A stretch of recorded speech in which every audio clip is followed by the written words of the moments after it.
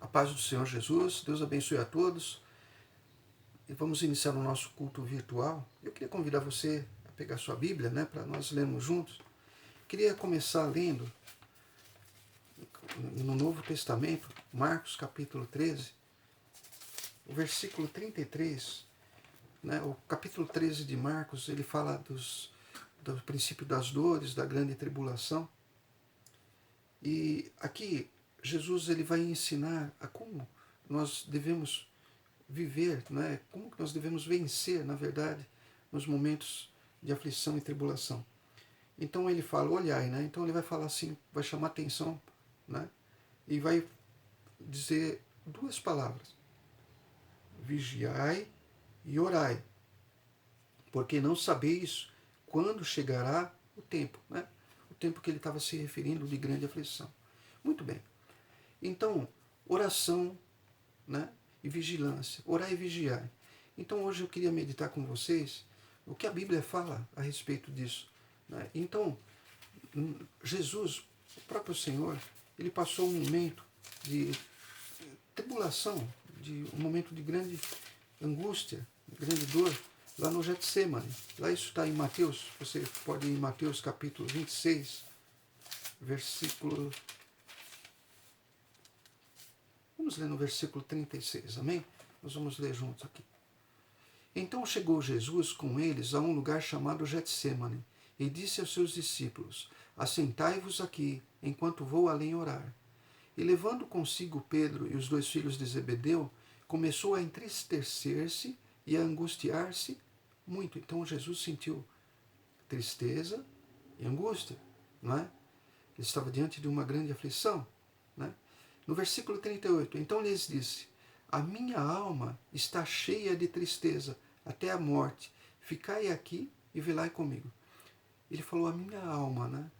Então, para você entender isso, né, por que ele fala a minha alma, eu queria te mostrar o seguinte.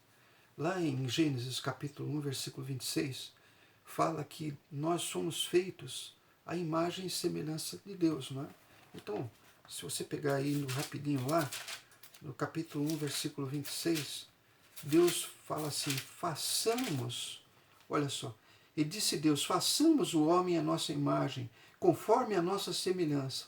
Então, nós somos a imagem e semelhança de Deus. Nós sabemos que Deus, ele é composto da Santíssima Trindade, 3 pessoas formando um só Deus, não é? Pai, o Filho, Jesus e o Espírito Santo. E o homem, não é? O homem, ele também é um ser triuno. E o homem, ele é um espírito, tem uma alma e habita num corpo. Isso pode ser visto, né, se você nunca tinha ouvido falar disso. Então, lá em 1 Tessalonicenses, capítulo 5, versículo 23, eu quero te mostrar. Olha só. 1 Tessalonicenses, capítulo 5, versículo 23. Fala assim, ó. E o mesmo Deus de paz vos santifique em tudo, e todo o vosso espírito, alma e corpo, sejam o quê? Plenamente conservados e irrepreensíveis para a vinda do nosso Senhor Jesus Cristo. Amém? Então, agora voltando lá, né, em Mateus, dá para entender o que Jesus fala, a alma, porque a alma é onde estão os nossos sentimentos, né, a nossa emoção, né, está na alma. Por isso que ele fala assim, no versículo 38, ele disse, a minha alma está cheia de tristeza até a morte, fica aqui e velai comigo. No versículo 39, fala assim, e indo um pouco mais para adiante, prostrou-se sobre o seu rosto, orando e dizendo, meu Pai, se é possível, passe de mim esse cálice, todavia não seja como eu quero, mas como tu queres. A oração é o momento de maior intimidade com Deus. Se a carne é a nossa emoção, os nossos sentimentos, o espírito, assim, de uma forma simples, eu posso dizer, é o nosso íntimo, o nosso mais profundo íntimo do nosso ser, não é? Então, a oração, ela nos aproxima de Deus. Então, quando Jesus ora, não é? Ele pede, faz o pedido, para que, se fosse possível, afastasse.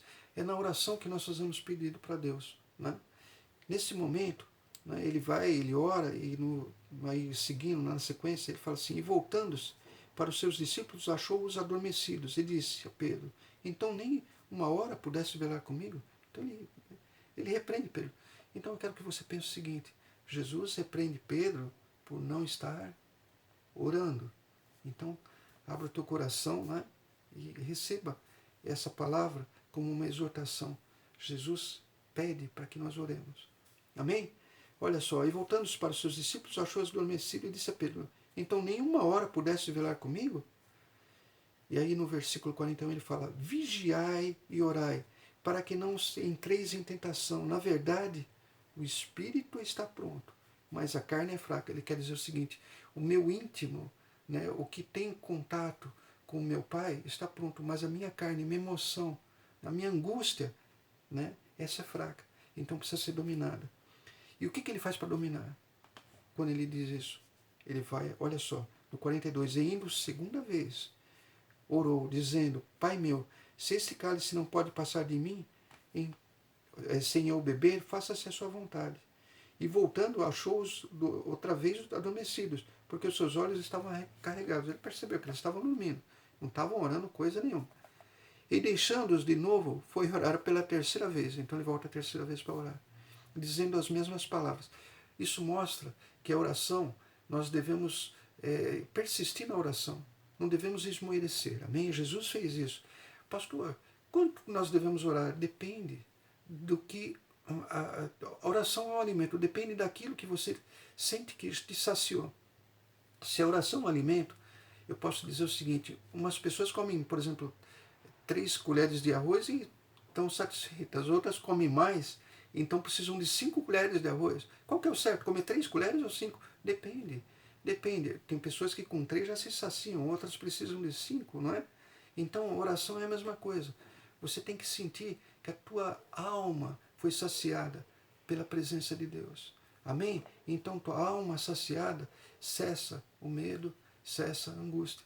E aí, então, e deixamos de novo no versículo 44, foi orar pela terceira vez, dizendo as mesmas palavras. Então chegou junto aos seus discípulos e disse-lhes, dormi agora e repousai, eis que é chegada a hora e o Filho do Homem será entregue nas mãos dos pecadores. Bom, o que ele quis dizer com isso? Bom, depois que você se apresentou para Deus, depois que você se alimentou da presença de Deus, você se fortaleceu.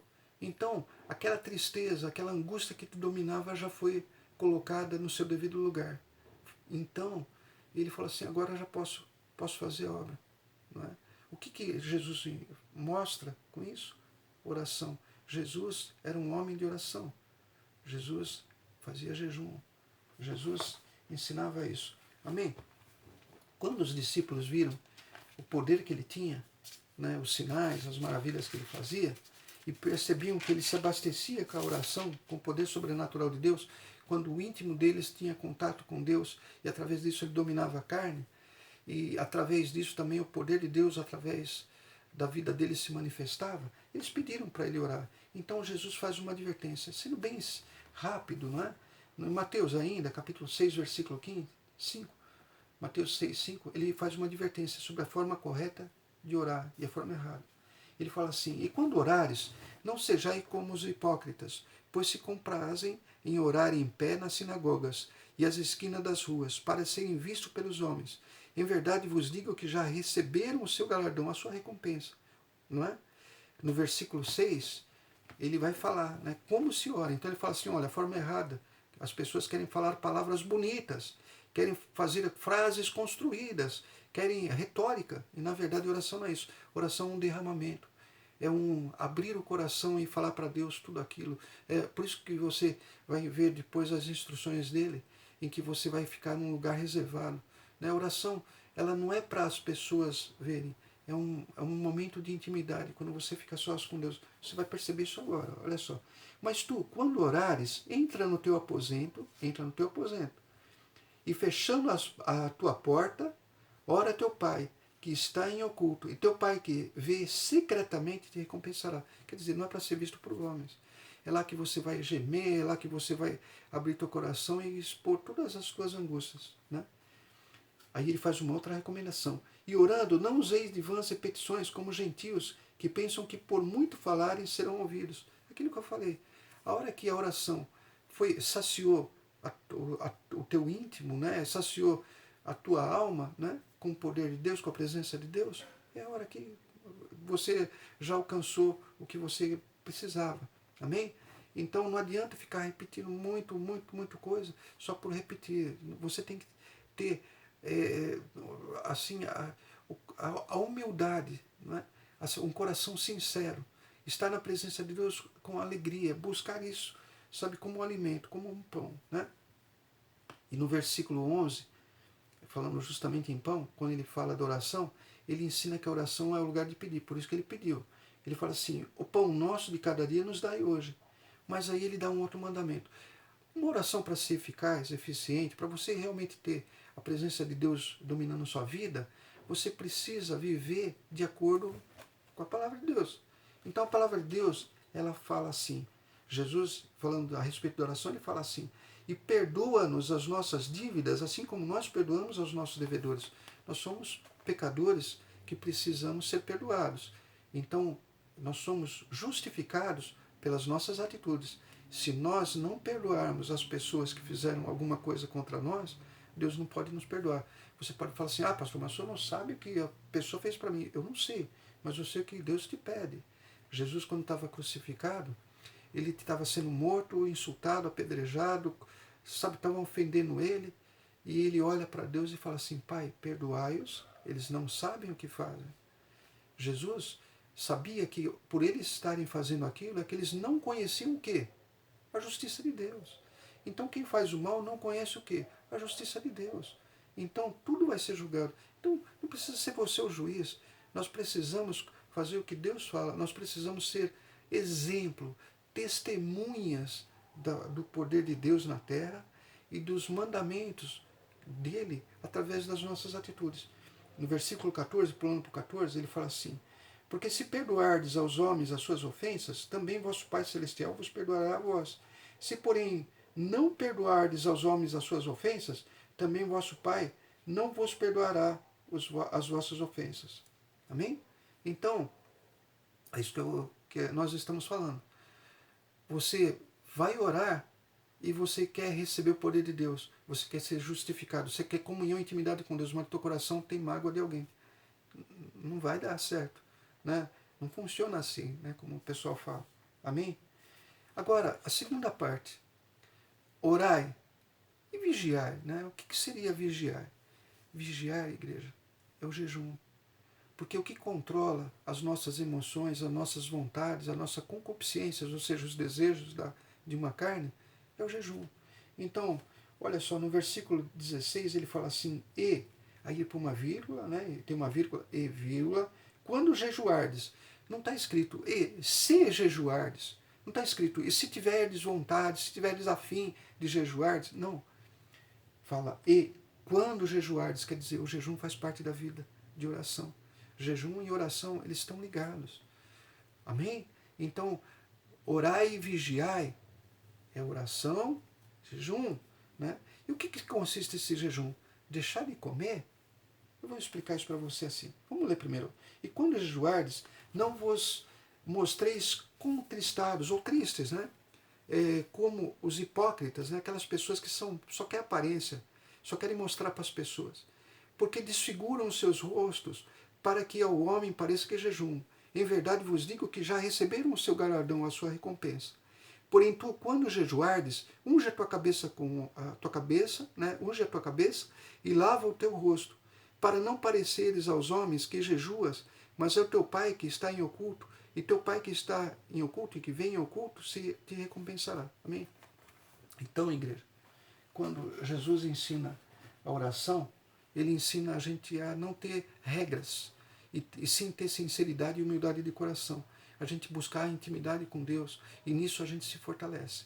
Quando ele fala em jejum, ele mostra que o jejum deve ser feito de uma forma que nós combatemos a nós. Amém? O jejum não muda Deus. Deus não atende a gente por causa do jejum. O jejum muda a gente. O jejum muda as nossas paixões, o nosso desejo. O jejum nos torna fortes Porque à medida que nós amortecemos os desejos da nossa alma, as inquietações da nossa alma, nós podemos nos voltar mais para Deus. Nós temos o nosso espírito, né, o nosso íntimo, preparado para ouvir Deus. Amém? Então, eu queria que você guardasse esses ensinamentos. No grupo familiar, na quarta-feira, nós continuaremos, nós vamos falar de jejum, talvez de uma forma mais abrangente, mas eu queria já te antecipar o seguinte: jejum não é deixar de comer, tá? Isso se chama regime. Você vai deixar de comer e você está fazendo um regime. Jejum é algo espiritual em que você faz acompanhado de oração. Jejum, você deixa de comer não porque você vai passar momento de provação, de alimentação. Não, não é isso. Você vai deixar de comer normalmente aquilo que você sabe que não te faz bem, mas que é gostoso. Você vai deixar não só comida, e não é só comida também. É deixar coisas que você faz. Eu não tenho tempo de orar porque vai passar novela da... Sabe? Você vai fazer jejum, você vai deixar as coisas que te tiram a oportunidade de estar junto com Deus, as coisas que você sabe que são contrárias a Deus, então você tem que deixar. Mas você vai se separar das coisas da nossa vida para se dedicar a Deus. Então esse é um jejum também. Você se afastar de notícias, se afastar de fofocas, se afastar de conversas que não acrescentam nada, sabe, de pensamentos, de ficar lembrando que uma pessoa fez lá um sabe, de notícias tristes, notícias ruins, tudo isso você se afasta através do jejum e você se volta para Deus. Amém? Eu queria te mostrar que, por isso que Jesus ele enfatiza, mas não se mostra triste. Muitas pessoas têm procurado, né, e falado assim: pastor, a igreja está fechada, mas eu sei que temos os compromissos e eu estou sentindo no meu coração de dar o dízimo. Então são pessoas que têm alegria de fazer isso. Não por obrigação, não por regra, mas alegria no coração. Só que, assim como o jejum, né, eu queria lembrar uma palavra, né, que, né, a respeito de jejum, mas também a respeito de dízimos e ofertas, que está lá em 2 Coríntios, capítulo 9, versículo 6. É uma palavra que todos nós conhecemos, não é?